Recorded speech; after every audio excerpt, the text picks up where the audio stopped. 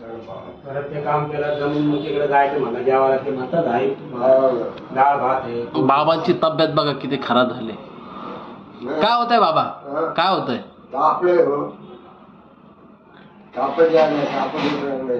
त्या दिवशी दवा आपण घेतला तरी पण आराम नाही ना. क्लायमेट पण खराब आहे ना. आराम असल्यावर माझा मावसा बसतच नाही तर काय विठ्ठलवाडीला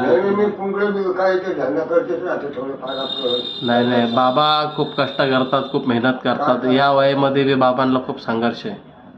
आता मी करतो ना कष्ट बाप्पा कसे पण ते आता हातपाय चालला नाही आता तापच नाही हो.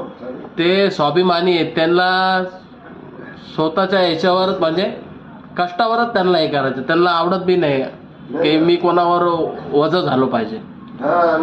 खूप स्वाभिमानी आहे. बाबांना आम्ही बी किती काय देण्याचा प्रयत्न केला तरी त्यांचं असं म्हणणं आहे की नाही, मला माझ्या कष्टानेच काही गोष्टी करून करायचे. पण आज त्यांच्या वयानुसार एवढं ते एकटे आहे, त्यांचं जीवन एकट्यांचं आहे. संघर्षही ते खूप करत असतात. काय करायला इलाज नाही राहिला ना. कसं आहे असं उठून चालून नाही वाटू लागलं त्याला.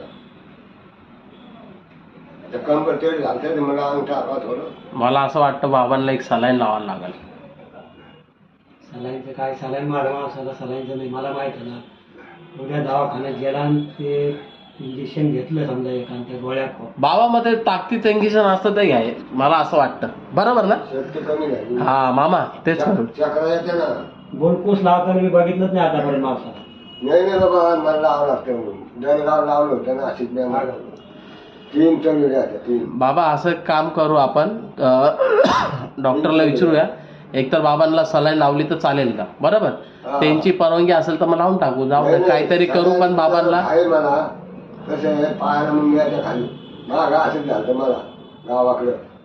मला त्या आधी गावात गेलतो समजा पण पिंपळगावचे डॉक्टर आले. सलाईनचे पैसे अर्धे पैसे भरा पडते दवाखान्यात. आमचे नाही, जे पैसे असेल आपण भरून टाकू. नाही पिंपळगावचे लोक डॉक्टर आले मग ते दवा ते ना दवा ते आले. 20 रुपयाचा फार्म मध्ये मग दवा त्याने काय केलं मग मला तपासलं पहिलं दिवस कुठे हातपाय झाले. आता कसं होऊ राहिले असे पोटात आणलं नाही पाणी नाही.